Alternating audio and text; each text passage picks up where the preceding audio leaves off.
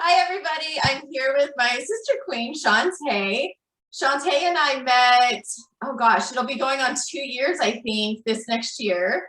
We met at the Miss Georgia South pageant. So we were crowned together the same day. And I was so excited to begin this friendship with Shante. And she has so generously wanted to share her story with us because growing up, a lot of us don't exactly have the ideal friendships and connections. And it's hard as kids, and it's even harder too as adults as well to talk about a lot of these things. So Shante is such a beautiful soul, and I'm so proud of all that she has overcome.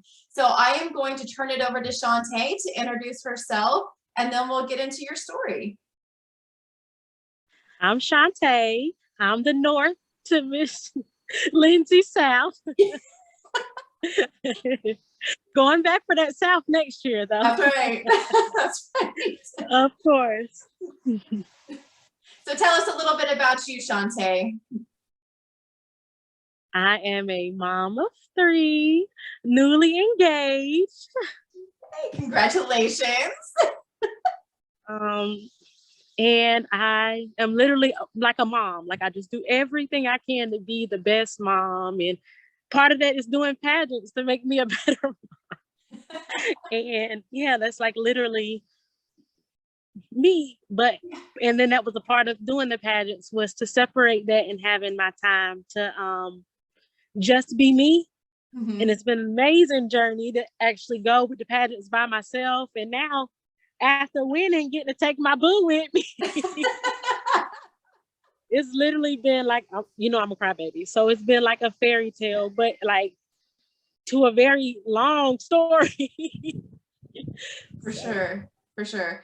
Well, you definitely have an amazing story, and I can't wait for people to hear, because I think pageantry has really opened up a lot of doors for many of us. I know I never did pageantry growing up. It wasn't until a few years ago that I got into it, and it's opened up a whole area of myself internally that I didn't know I could tap into. So Shante, can you tell us a little bit about the story that you have chosen to highlight, the scar that has been meaningful to you, how it occurred, the significance of it, anything you want to add to your story? Well, I would consider my scar the bleeding heart. I developed PTSD when I was 5 years old. And I don't really want to talk about the story, but I developed it at 5 years old. And ever since then, I've been hyper vigilant towards anyone's abuse. And it takes a toll on you. And it's a very hard thing to walk around with, always carrying other people's scars and trying to help them. Because you have your scars too, and right. I'm just one of those smiling people who just smiles, and because I can handle my scars, I literally forgive and forget it. I cry and I let it go, and so it's always amazing to hear that without even telling people what I have going on, that me just living my life is an inspiration to them. Because if you only knew why I woke up and smiled that day, you probably wouldn't be crying that morning either if I got up and smiled. So that's how I live my life. Like I live my life to be a light, so that I'm the only one who has this bleeding heart, that I don't bleed on others. That's right. That's right. You have such a beautiful soul. And anybody that meets Shante in person, you just radiate so much light. There's one thing I do want to ask you about. In your pre-interview, you mentioned growing up having some bullying. Can you talk a little bit about some of the bullying that you experienced? Oh, yeah. I was born with 12 fingers. And me and my siblings, it was 5 of us. I have more than that, but it was 5 of us who grew up together. And 3 of the 5 of us had extra fingers, and we were the sledges. And it was awful to be a sledge. Like the little kids, they picked on us. They said we had roaches coming out of our book bags, just anything that they could literally think of. So until I was probably in middle school, I thought I was probably the ugliest person in the world. And I hid everything that I thought was wrong with me, my teeth. And, everybody's teeth's crooked when they coming in. And, that's right. It took me until high school to realize that, you just got crowded teeth. They're going to straighten out when your mouth fixed. But like all of those things. But by the time I got to 11th grade and 12th grade, I didn't care about that stuff anymore. Like I overcame, like I hyper vigilant to other people's abuse. So I stand up for myself. I stand up for my sisters. So we got bullied, but it was always, I'm going to be the one that's going to get in trouble. I'm going to get in trouble anyway. I'm going to get in trouble for standing up for me. So I'm going to get in trouble for standing up for my sisters too, and anybody else in the class. So yeah, that's all I've ever preached to everyone, is to be kind. And, you know, even as adults, I tell them, be kind so your kids can be kind. That's a great message to have. And it's such an important one for people to understand, that what you see on the outside is not always what it was like as a kid. There's a lot of different phases and things that we have all gone through, and we may not carry that emotion on the outside. So it seems like you had a lot that you were just kind of bottling up and didn't know how to cope with that as a kid. How did you do that whenever you were in school? Oh, I was terrible. It was awful. I spent so much time in the principal office, letters that never need to resurface that I wrote to other kids, like all kinds of stuff. I was awful. I mean, even and I think people from here in Jessup, they remember, like, you know, the classes that I got in trouble in, I was the worst in. Like, if you made me feel awful, I made you feel awful too. So, but like overall for graduating high school, I definitely had like a better image. But people who knew me, they knew that like I stood up for any and everything. And so you found your voice. I was a little rough. Yeah. So it sounds like you had a lot of pain that you didn't really know exactly how to express as a kid, which a lot of kids don't. So you're acting out, you found a voice. It may not have been the right voice, but it was a voice. You found something to stand up for yourself. Wow, that's amazing. I mean, it's so crazy to think that, knowing you now, it's so, you're just the sweetest, you have the kindest heart. But I think it takes a lot of maturing to understand, okay, this wasn't what maybe this wasn't the best choice to make. So how did those scars I'll tell you when I grew up. Yeah, yeah, definitely. How did those scars impact you? I'll tell you right now when I grew up. Yeah. I grew up in 11th grade. I decided I got in trouble. I left the school in handcuffs. Oh my gosh. And I came back to school. Yeah, I got suspended from school 5 days from school because I was already in ISS. And I decided after that to never get in trouble again. And by the end of it, the principal signed off on my paper, said I had gotten in trouble, and I was the senior class president. And I decided from then, like, I'm not gonna get in any more trouble. What do you think it was that flipped that switch in your mind? What happened? Sitting in a holding cell. That'll do that. Yeah. So what, you're probably 17 going on 18? I was 16. You're 16. I was 16. Oh wow. Okay. I graduated high school at 17. Okay, so you're a young graduate then. So you had you were definitely intelligent. You were just thinking and trying to protect yourself beyond the age that you knew how to do that. Mm-hmm. Unbelievable. Wow. So how did those scars affect you then versus now? I honestly feel like I handled them better then than now. Like I wasn't a doormat. Like, you know, there's just certain things that I didn't put up with a lot of stuff. And as a child, I did a lot better with it because, you know, with PTSD, I have PTSD, and dissociation is real. Like, it really, dissociation protected me as a kid, and it helped me through it. But dissociation as an adult, it's not a good thing, and it doesn't help. So, you know, just being able to take care of myself and doing the adult things, like, you know, using the coping skills you learned through therapy and all of that helps me through. But definitely dissociation saved me back in the day, and I handled it a lot better. Yeah. Yeah. To me, I don't know. Maybe to some people I'm handling it better now since I don't beat up people.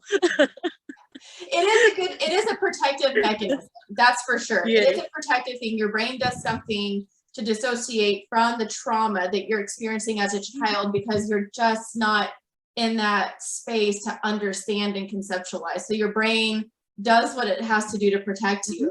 And being mindful of that, you know that now as an adult, and how it's okay, what affected you and what attacked you then are not the same things attacking you now. Now Right. it's the trying to open up and be vulnerable that is difficult. Yes. That your brain is trying to, go back to the protective mode, but you understand the result. None of these things that were scary then are not scary now. I can face it with confidence and courage and discuss those. So how has this healing journey been for you, knowing these factors? Well, I did it actually. Like, I guess I've been on this healing journey for a long time, but it almost like knocked me out the game a month ago. Like, it almost took I was in the hospital and everything. I reported my assault. I was assaulted last year on Thanksgiving by 5 people. I was drugged and raped, and I reported it, and I asked my ex-husband for help, and he used the court system to take my kids away from me. Oh my God.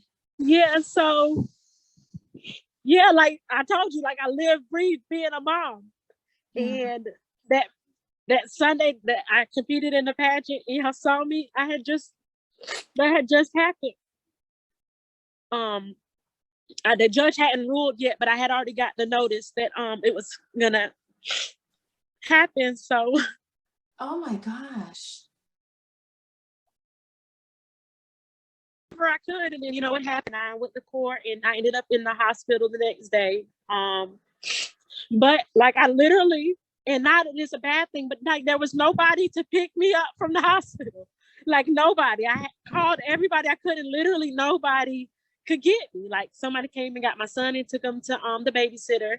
I was on an IV, and I walked to the next place. They couldn't help me at the hospital, so I walked to the next doctor's office. They couldn't help me. I walked to Apple Care. They told me what I needed to do to go to Savannah, and I was okay. I was like, well, I'm not bad enough that you're not keeping me here, so I can walk the rest of the way home. It was like 4 miles. I stopped and ate lunch, and then I saw my best friend, and she saw me. She's like, you look like death. And I told her, I said, I can never have anybody ever tell me that again. So for the next 2 weeks, I put on makeup every day, and I went to work at Sonic, and I just smiled and smiled. And it wasn't faking it until I made it. It was facing it. Because some stuff you have to face. Like I had to face the fact that I never know whose car is going to come around the drive-thru. I never know if it's going to be people's family members or anything that is reported. I can see anybody at any time, and I can't be scared of that. Like now it's their turn to be scared. They should be scared that they see me. That's right. So it's like all of this, about losing that and feeling like I lost them when I didn't lose them. All I lost was a title that said primary parent. And in the eyes of Georgia, they don't care what title says primary parent. I still have all my rights. I still have my kids with me. They spent Thanksgiving with me. So it was like hitting low. It helped me get better. Like it healed all of that past trauma.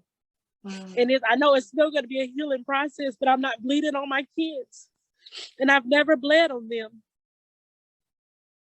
That is absolutely incredible to think that some of these situations that you have been in over the last year have been so hurtful and could have truly ruined you, and you're using it and you're seeing it in a completely different perspective of maybe this isn't necessarily what I needed. I mean, because nobody wants to go through anything like that. But it's what had to happen for you to be able to understand you and the trauma and to be able to work past this.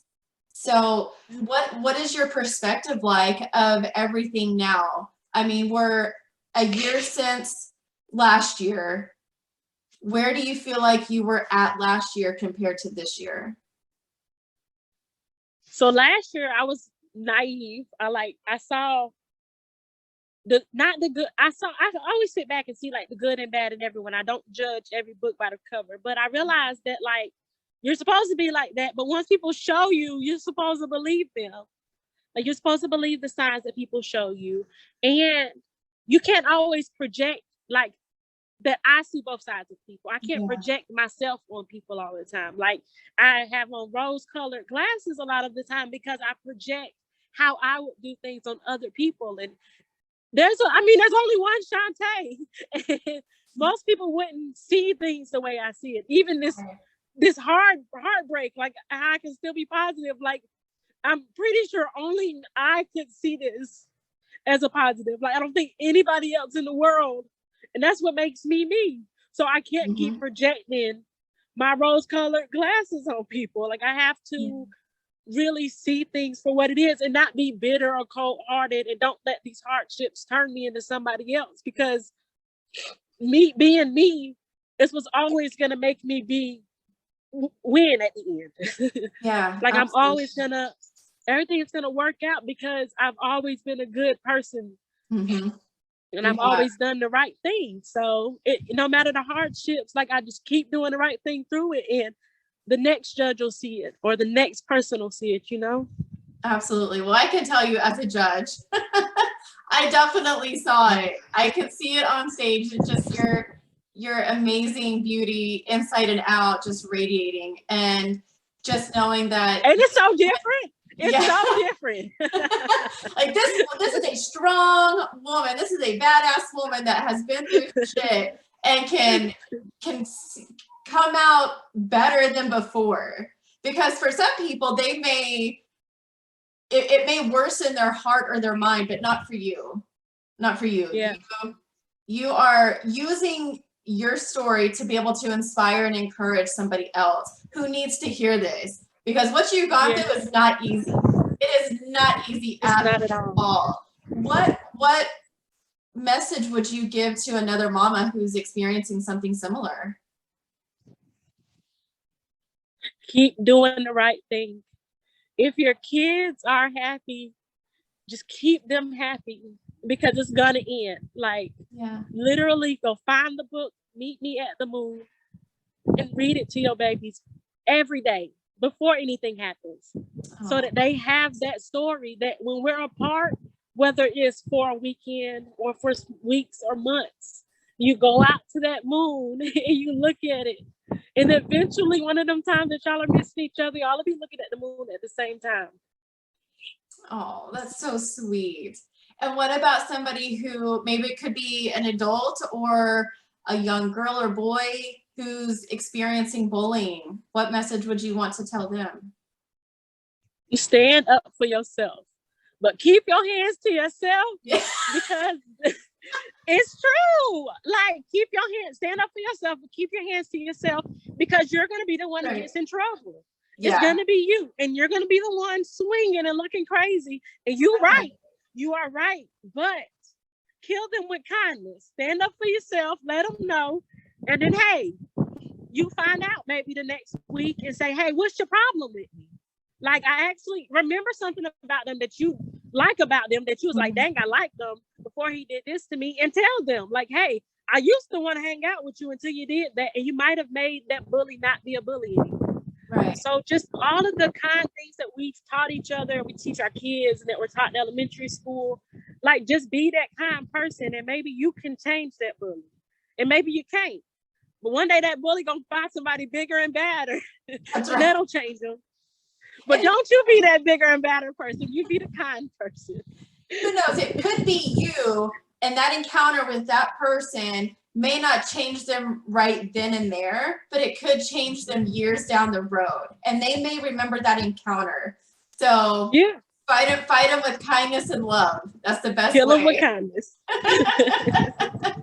Shante, what overall message or takeaway or call to action would you have to give to somebody who's listening to this right now? Just know you're never alone. Like the people in your life that you feel like, oh, I always text first, and you've gone all these months, go through and text everybody. Yesterday I did that. I texted everybody who I would tell Happy Thanksgiving.